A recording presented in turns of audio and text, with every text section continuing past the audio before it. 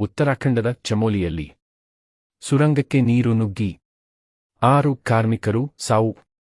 ಉತ್ತರಾಖಂಡದ ಚಮೋಲಿ ಜಿಲ್ಲೆಯ ಜಲವಿದ್ಯುತ್ ಯೋಜನಾ ಸ್ಥಳದಲ್ಲಿ ನಿರ್ಮಾಣ ಹಂತದಲ್ಲಿರುವ ಸುರಂಗಕ್ಕೆ ನೀರು ಮತ್ತು ಶಿಲಾಖಂಡರಾಶಿಗಳು ನುಗ್ಗಿ ಗುರುವಾರ ಆಗಸ್ಟ್ 13ರಂದು ಕನಿಷ್ಠ 6 ಜನರು ಸಾವನ್ನಪ್ಪಿದ್ದಾರೆ ಮತ್ತು 14 ಜನರು ಗಾಯಗೊಂಡಿದ್ದಾರೆ ಎಂದು ಅಧಿಕಾರಿಗಳು ತಿಳಿಸಿದ್ದಾರೆ.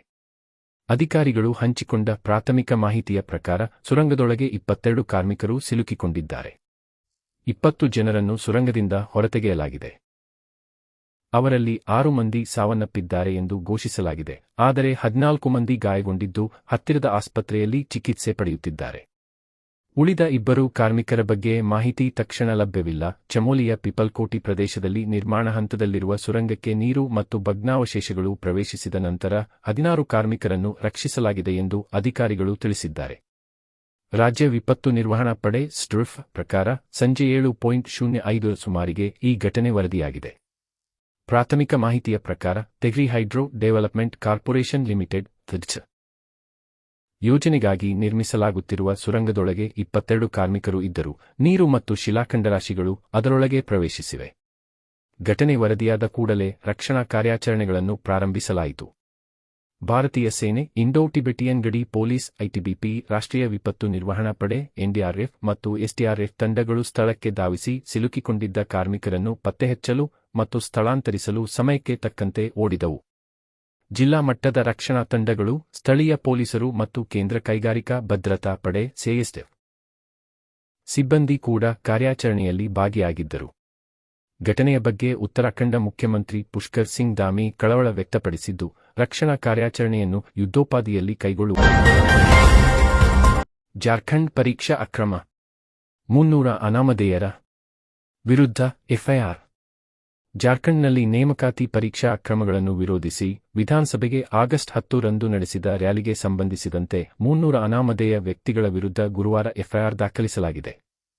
ನಿಷೇಧದ ಆದೇಶ ಉಲ್ಲಂಘನೆ, ಸಾರ್ವಜನಿಕ ಆಸ್ತಿಪಾಸ್ತಿಗೆ ಹಾನಿ ಮತ್ತು ಪೊಲೀಸ್ ಸಿಬ್ಬಂದಿ ಮೇಲೆ ಆಕ್ರಮಣ ನಡೆಸಿದ ಆರೋಪದ ಮೇಲೆ ಪ್ರಕರಣ ದಾಖಲಿಸಲಾಗಿದೆ ಎಂದು ಹಿರಿಯ ಅಧಿಕಾರಿಯೊಬ್ಬರು ತಿಳಿಸಿದ್ದಾರೆ.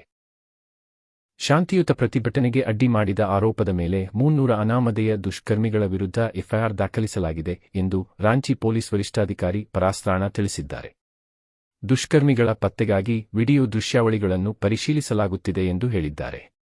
ಜಾರ್ಖಂಡ್ನಲ್ಲಿ ನೇಮಕಾತಿ ಪರೀಕ್ಷೆಗಳ ಅಕ್ರಮಗಳ ವಿರುದ್ಧದ ಪ್ರತಿಭಟನೆಯು 20ನೇ ದಿನವೂ ಮುಂದುವರಿಯಿತು. ಬೇಡಿಕೆ ಈಡೇರುವವರೆಗೂ ಪ್ರತಿಭಟನೆ ಕೈಬಿಡೆವು ಎಂಬ ಪಟ್ಟನ್ನು ಪ್ರತಿಭಟನಾಕಾರರು ಗುರುವಾರವೂ ಸಡಿಲಿಸಲಿಲ್ಲ. ಮಾಜಿ ಮುಖ್ಯಮಂತ್ರಿ ರಘುಬಾರ್ ದಾಸ್ ಅವರು ಇದೇ ವಾರದಲ್ಲಿ ಪ್ರಕರಣವನ್ನು CBI ತನಿಖೆಗೆ ವಹಿಸದಿದ್ದರೆ ಉಪವಾಸ ಸತ್ಯಾಗ್ರಹ ಆರಂಭಿಸುವುದಾಗಿ ಎಚ್ಚರಿಕೆ ನೀಡಿದ್ದಾರೆ. ಕಲಬುರಗಿಯಲ್ಲಿ ಶಂಕಿತ ಉಗ್ರನ ಬಂಧನ.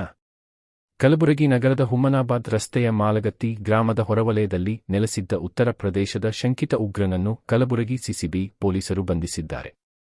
ಉತ್ತರ ಪ್ರದೇಶದ ಸೀತಾಪುರ ಜಿಲ್ಲೆಯ ಸದರ್ಪುರ ಪ್ರದೇಶದ ನಿವಾಸಿ ಮೊಹಮ್ಮದ್ ಸಮೀರ್ 23 ಬಂಧಿತ ಆರೋಪಿ. ಆತನಿಂದ ಒಂದು ಸ್ಮಾರ್ಟ್ಫೋನ್ ಹಾಗೂ ಕೀಪ್ಯಾಡ್ ಮೊಬೈಲ್ ಅನ್ನು ವಶಕ್ಕೆ ಪಡೆಯಲಾಗಿದೆ. ದೇಶ ವಿರೋಧಿ ಚಟುವಟಿಕೆಗಳಲ್ಲಿ ಪಾಲ್ಗೊಂಡ ಆರೋಪದಡಿ ಇಬ್ಬರನ್ನು ವಶಕ್ಕೆ ಪಡೆಯಲಾಗಿತ್ತು. ಅದರಲ್ಲಿ ಸಮೀರ್ನನ್ನು ಬಂಧಿಸಲಾಗಿದೆ. ಇನ್ನೊಬ್ಬನ ಪಾತ್ರ ಕಂಡುಬಂದಿಲ್ಲ ಎಂದು ಶರಣಪ್ಪ SD ಕಲಬುರಗಿ ನಗರ ಪೊಲೀಸ್ ಕಮಿಷನರ್ ತಿಳಿಸಿದ್ದಾರೆ. ಆತನ ವಿರುದ್ಧ BNS ಕಾಯ್ದೆಯ 113(3) ಭಯೋತ್ಪಾದನಾ, 197 ರಾಷ್ಟ್ರೀಯ ಐಕ್ಯತೆಗೆ ಧಕ್ಕೆ ಕಲಂಗಳ ಅಡಿ ಕಲಬುರಗಿ ವಿಶ್ವವಿದ್ಯಾಲಯ ಠಾಣೆಯಲ್ಲಿ ಪ್ರಕರಣ ದಾಖಲಾಗಿದೆ. ಮಾಲಗತ್ತಿ ಹೊರವಲಯದ ಫೇರ್ ಎಕ್ಸ್ಪೋರ್ಟ್ ಪ್ರೈವೇಟ್ ಲಿಮಿಟೆಡ್ ಎಂಬ ಮಾಂಸ ರಫ್ತು ಕಾರ್ಖಾನೆಯಲ್ಲಿ ಸಮೀರ್ 8 ತಿಂಗಳಿನಿಂದ ಕೆಲಸ ಮಾಡುತ್ತಿದ್ದ. ಪಾಕಿಸ್ತಾನಿ ಭಯೋತ್ಪಾದಕರ ಸಂಘಟನೆಗಳೊಂದಿಗೆ ಸಂಬಂಧ ಹೊಂದಿರುವ ಶಂಕಿತ ವ್ಯಕ್ತಿಗಳೊಂದಿಗೆ ಸಮೀರ್ ಸಂಪರ್ಕ ಹೊಂದಿದ್ದ. ಭಾರತ ವಿರೋಧಿ ಸಾಮಾಜಿಕ ಜಾಲತಾಣಗಳಲ್ಲಿ ಭಾಗವಹಿಸುವುದು, ಬಂದೂಕು ಸೇರಿ ಶಸ್ತ್ರಾಸ್ತ್ರಗಳ ವಹಿವಾಟಿಗೆ ಸಂಬಂಧಿಸಿದಂತೆ ದೇಶದ ಆಂತರಿಕ ಭದ್ರತೆ ಹಾಗೂ ಶಾಂತಿ ಸುವ್ಯವಸ್ಥೆ ಮೇಲೆ ಪರಿಣಾಮ ಬೀರುವ ಚಟುವಟಿಕೆಗಳಲ್ಲಿ ಪಾಲ್ಗೊಂಡಿರುವುದಕ್ಕೆ ಆಧಾರಗಳು ದೊರೆತಿವೆ ಎಂದು ಮೂಲಗಳು ಖಚಿತಪಡಿಸಿವೆ. ಸಮೀರ್ ಸುಮಾರು 20 ಇನ್ಸ್ಟಾಗ್ರಾಂ ಐಡಿಗಳನ್ನು ಹೊಂದಿರುವುದು ಗೊತ್ತಾಗಿದೆ. ಆತನ ಮೊಬೈಲ್ನಲ್ಲಿ ಕಂಡುಬಂದಿರುವ ಡಿಜಿಟಲ್ ಸಾಮಗ್ರಿಗಳು ಹಾಗೂ ಸಂಪರ್ಕಗಳು ಮೇಲ್ನೋಟಕ್ಕೆ ಪಾಕಿಸ್ತಾನದ ಭೂಗತ ಪಾತಕಿಗಳ ಪ್ರಭಾವ ಅಥವಾ ಸಂಬಂಧವನ್ನು ಸೂಚಿಸುತ್ತಿವೆ. ಸಮೀರ್ನ ಚಟುವಟಿಕೆಗಳು ದೇಶದ ಭದ್ರತೆಗೆ ಧಕ್ಕೆ ತರುವ ಭಯೋತ್ಪಾದಕ ಕೃತ್ಯಕ್ಕೆ ಸಂಚು ರೂಪಿಸುವ ರೀತಿಯಲ್ಲಿ ಇವೆ ಎಂದು ಮೂಲಗಳು ತಿಳಿಸಿವೆ. Arrested the person and we have taken a case suo moto case in University Police Station. The case is taken under different sections of BNS. Presently, the accused and the mobile phone which he used to use, they are in the custody of police. We will subject the mobile device which he was using for detailed digital and forensic analysis, and further whatever is the developments. ಸಂಘ ಚಟುವಟಿಕೆಗೆ ಕಡಿವಾಣ. ಮಸೂದೆಗೆ ರಾಜ್ಯ ಸಚಿವ ಸಂಪುಟ ಅನುಮೋದನೆ. RSS ಸೇರಿದಂತೆ ಯಾವುದೇ ಸಂಘಸಂಸ್ಥೆಯು ಶಾಲೆ, ಕಾಲೇಜು, ಸರ್ಕಾರಿ ಹಾಗೂ ಸಾರ್ವಜನಿಕ ಆಸ್ತಿಗಳ ಆವರಣದಲ್ಲಿ ಕಾರ್ಯಕ್ರಮ ನಡೆಸಬೇಕಾದರೆ ಕಾನೂನುಬದ್ಧ ಅನುಮತಿ ಪಡೆಯುವುದನ್ನು ಕಡ್ಡಾಯಗೊಳಿಸಲು ರಾಜ್ಯ ಸರ್ಕಾರ ಮುಂದಾಗಿದೆ. ಈ ಉದ್ದೇಶದಿಂದ ರೂಪಿಸಲಾಗಿರುವ ಕರ್ನಾಟಕ ಸರ್ಕಾರಿ ಆವರಣ ಮತ್ತು ಸಾರ್ವಜನಿಕ ಆಸ್ತಿಗಳ ಬಳಕೆ ನಿಯಂತ್ರಣ ಮಸೂದೆ 2026ಕ್ಕೆ ಗುರುವಾರ ನಡೆದ ರಾಜ್ಯ ಸಚಿವ ಸಂಪುಟ ಸಭೆ ಅನುಮೋದನೆ ನೀಡಿದೆ. ಪ್ರಸಕ್ತ ಅಧಿವೇಶನದಲ್ಲಿಯೇ ಮಸೂದೆಯನ್ನು ಮಂಡಿಸುವ ಸಾಧ್ಯತೆ ಇದೆ.